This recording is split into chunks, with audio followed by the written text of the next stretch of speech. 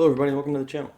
My name is Dominic and I'm the host of the Android Factory. I'm going to talk a little bit about testing today, and specifically inside of Android. So we have here on the right, we see in the emulator a little bit of a UI here, a little bit of a screen, all built in Jetpack Compose. Not a lot of functionality, except when we click this favorite icon here, we simply just toggle it, right? So we're accepting user input, we're manipulating some state, and we're drawing the correct icon according to that. We have a couple files doing this here. We have the main activity, we have our details screen, which is the entire composable running that. We have a view model, we have a UI state. So let's break this down, let's talk about testing, and yeah, let's just get right into it. As we get started here, subscribe if you are brand new. Appreciate a like on the video if you enjoy the content. So here in the main activity, very straightforward. We really just have our little theme here. All this kind of came out of the box from the new project, and then we have our details screen.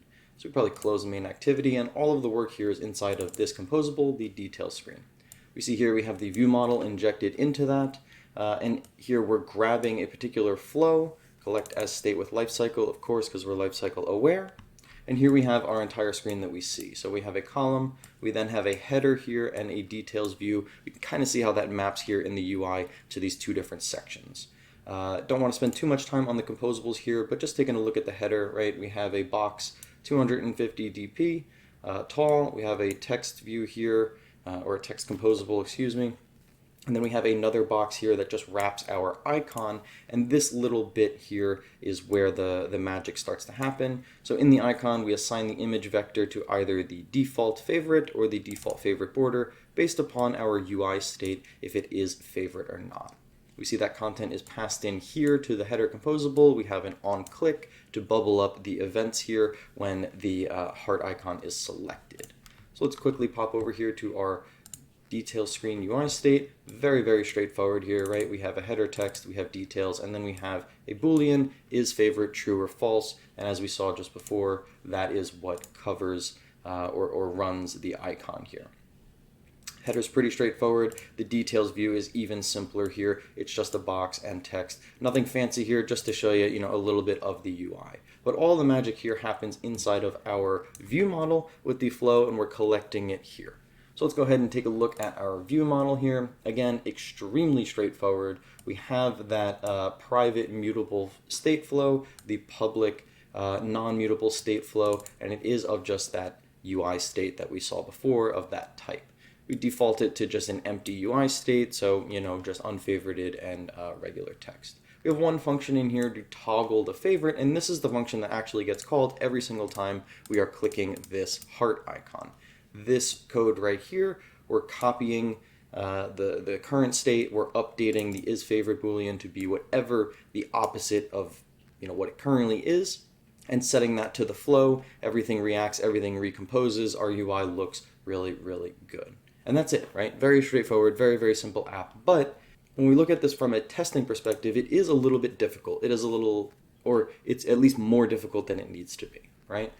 Mainly because we have stuff inside of a view model here. Now I know this isn't necessarily difficult code, but because we do have an Android X or an Android import here, we cannot run this through unit tests. And unit tests are kind of the easier bit of testing to work with, and what we would kind of prefer to work with to get the majority of your business logic all tested and making sure that it works. Here in Compose, I found that flows, state flows, really seem to work so well with the UI layer and the UI system. So it puts a heavier emphasis on your data layer, and thus we want to test that data layer. So down here we can create a little bit of a class that's going to help us, right? And really what we want to do is we want to encapsulate this logic here, which is the favorite changing. So I'm going to call this favorite state manager. This is just going to be a regular class. We don't have hilt, but you could do @inject constructor here to be able to reuse this manager in a variety of places. We're going to basically replicate a simple function here. So let's go ahead and just say toggle favorite. And this function is going to take in the current state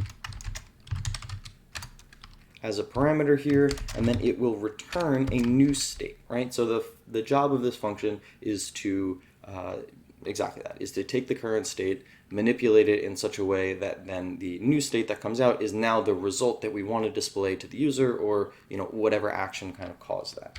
So this logic is very straightforward and very trivial. So we're just going to basically copy this over. We're going to say current state.copy our isFavorite equals not the current state dot isFavorite, right? So it looks very, very similar here. We are just moving this logic that exists inside of a view model into a class. And the best part about this is now this is just a regular plain old Java Kotlin class, right? So we can run this function, we can run this class through unit tests. And as long as we use this manager or this class inside of our other Android dependencies, i.e. a view model, or even straight in the fragment if you really wanted to, in an activity, etc., you know that the functionality of this manager has been tested, and therefore, it's safe to use.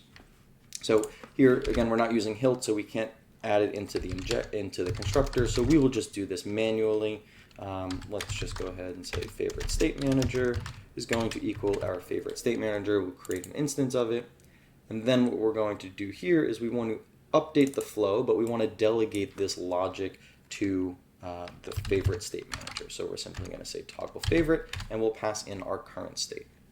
If you're unfamiliar with this update block, basically whatever returns from this this lambda here is what then gets written to the flow, what gets emitted to the flow. So it's just a nice way to kind of update a state flow as opposed to doing like the dot emit kind of thing. But that's about it here, right? There's nothing too fancy. You're going to go ahead and rerun the project. And I know this is a simple and trivial example, but hopefully you can see the shift in logic and shift in work to a different class here.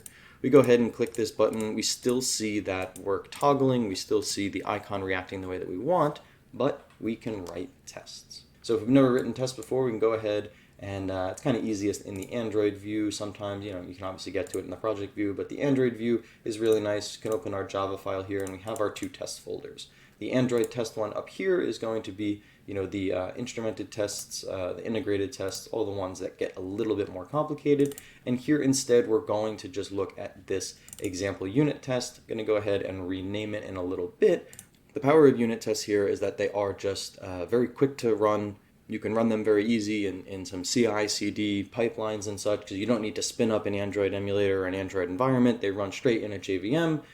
So they're cheap, computationally speaking. They're very fast, and they can cover the majority of what we care to test, especially with this new data-driven UI that Compose lends itself so nicely to. We don't really need to test the UI as much because we care more about the data, right? The UI is pretty straightforward as far as how to implement and all that good stuff. So I'm not going to use any fancy libraries here. There are plenty of them out there that can do much cooler, much more advanced things, but I just want to give you a taste about what testing is, and we're going to start a little slow here. So basically there are assert equals, or there are assert functions that we can go ahead and call, and there are a couple parameters. In this case we have 4 and then 2 plus 2, right? So we're basically assuming or we're instructing the code that we want this to these two things to be equal. We will see that once we run it, the test has passed. If we said 2 plus 3, we obviously know that adds up to 5. We are expecting a 4, and now our test is failing. And we'll see here, even in the logs, expected 4 but was 5. So it's just a simple way to write code to test your code, and mainly the functionality. Now the beauty of our state manager and the way we've set it up is that we can very easily test that out. So every test function here needs to start with the test annotation. We will simply then just say, let's just call it test1 for a lack of a better term at the moment. And we're basically going to test the functionality that we built out inside of this class. And now again, I'll go back to it. I know it's very trivial, but we're still just going to roll with it for now. So first things first, we're going to want to instantiate a few things, right? So first, we're going to want to get a current state, and we will create that as a detail screen UI state. And then we're going to want to create the state manager, favorite state manager. Go ahead and create those. And then we're going to create a new state here. And that new state is going to be equivalent to the favorite state manager toggle favorite. We're giving it the current state, right? Because this manager given a particular state is going to return a new state. And then we can go ahead and run some things here, and we can assert some values here. So we can assert, and we can either have a particular Boolean here, or maybe let's just say assert equals, because I think it reads a little bit better, right? So the expected value here that we're going to want is true. Yeah, is true. And then we're going to look for new state dot is favorite, right? And that is because when we create this state here, right, if we take a look at it, we're not changing any parameters here. This is favorite, set is default to false, right? Then we have our favorite state manager. We have our new state, which we then run through the favorite state manager code. That will then flip the flag inside of the new state to be true, and we're going to want to assert that the new state is favorite field is going to be true. So let's go ahead and run this here, and we should see that our test passes exactly. What we can do here, and the power of like this state manager and this idea of state and manipulating state, is that we can very easily say, you know, is favorite true if we want to say, all right, well, we want to test when the state starts as favorited and it runs through the favorite state manager, well, then we're going to assert equals that it's true.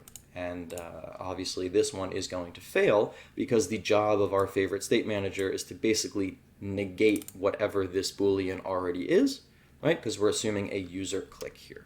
So let me clean this up real quick. All right, and so we removed a little bit of the way the project gave us that test file. We changed the name to the favorite state manager test because the idea is that this class is going to test all of the functionality of our favorite state manager. And basically what we can imagine inside of the work of this class is there are two paths within this function, right? You can either pass in a current state that has is favorite true or is favorite false. In both cases, it's going to just negate whatever that value is. So again, I'll say it for the third and final time. I know it's a trivial example, but we can very easily test in our test case 1 when the current state is set to false, run it through all of our logic, and we want to assert what it equals. And then in our test case 2 here, we can go ahead and pass in a state when the favorite is true, and then we're going to want to assert equals that the new state generated from that is now false. So we can go ahead and run on the class here, so you can run any individual function that's annotated with test, or you can go ahead and run the entire class. By doing so, it will run all of the tests within that class. And now we can see up here, might be a little small on the font, but it says test pass 2 of 2. So boom, we know that we now have completely tested all of the functionality here for our favorite state manager. And now we know that this little bit here is reusable, right? We know that this little bit is tested, reusable. We can use it in this view model. We can use it in a different view model. We can use it in a fragment. We can use it all over the app. And we know that the functionality here is valid. Let's go ahead and say, instead, we're going to say current state.copy, and someone comes in and says, is favorite set to false, right? Always, no matter what the current state looks like, we always end up sending false back out. Now, if we ever rerun this, we should now see that one of our tests succeeds and one of our tests fails, right? And that's because, I don't know which case it is, right? Because we're always returning false here. So this is going to be, this is the one that will pass. But then in this case here, we're expecting a true and it will still be false. So therefore our test has broken. If you had this as part of your deployment process, you would understand, you know, oh, wait, I broke something. I broke some functionality. We can't actually do that. And you know, you kind of save yourself introducing a bug here and there, whatever the case is. So obviously this is not the code that we want, so we will cut that out. We will enable this code, and then if we just go ahead and rerun our tests, we know what's going to happen here. Everything will pass. So if you made it this far in the video, really appreciate watching all the way through. Stick around for a tiny bit of extra credit here, and don't forget to subscribe if you are brand new. Now, one interesting thing here about the testing, as part of the extra credit I mentioned, you know, function test 1, function test 2, these are very poor naming structures and should definitely not be used. But also, you want to be relatively verbose here in what the name of the function is, because you want to kind of explain at a high level, even just by reading this function name, what it is actually testing, right? And realistically, what this test is testing for is when our UI state is set to false and we run it through a favorite state manager, that then we see true, right? And then the opposite is true for this test 2. So putting that as like a regular function name could get a little bit difficult here. So one thing you can actually do, especially helpful in the testing route, is you can go ahead and just, you can actually name your test here something in English if you use these two little like tildes here, or not tildes, these little tick marks here. They are not the same as like the single quotes, those are different. It's the one that is above the tab key, that's by the tilde. But the powerful part here is, you can actually basically write, a sentence in here. You can actually put spaces in this, you can actually format it appropriately, you can actually write something specific about the test. So this is super helpful in the testing world just because, you want to be very verbose, as I said, you want to be very specific, and writing that in like a camel case function name is not always the greatest. And so here we have it. It's not the greatest name in the world, but we can say something like test initial state being set to false in this case and being set to true in this case, right? So whatever, right? You can make a better name here, but it is pretty cool if you didn't know that you can kind of name things a bit better when you use these little ticks. And that'll about do it, folks. Thank you for following through. Hopefully this makes a bit of sense here. Obviously, this is a class that we can then pull out, put it in its own file, reuse that all over the place. If you're using Hilt, you can inject it straight into the view model, which is definitely my recommendation. I didn't want to do that for this video. It felt a little bit overkill, but you can kind of see us just doing manual dependency injection in this case, so it is pretty straightforward. We'll go ahead and run the app one last time, but we know that everything is going to work here. All of our tests are passing, all of the functionality is there, and that's about it. Thanks for watching. I'll catch you guys in the next one. See ya.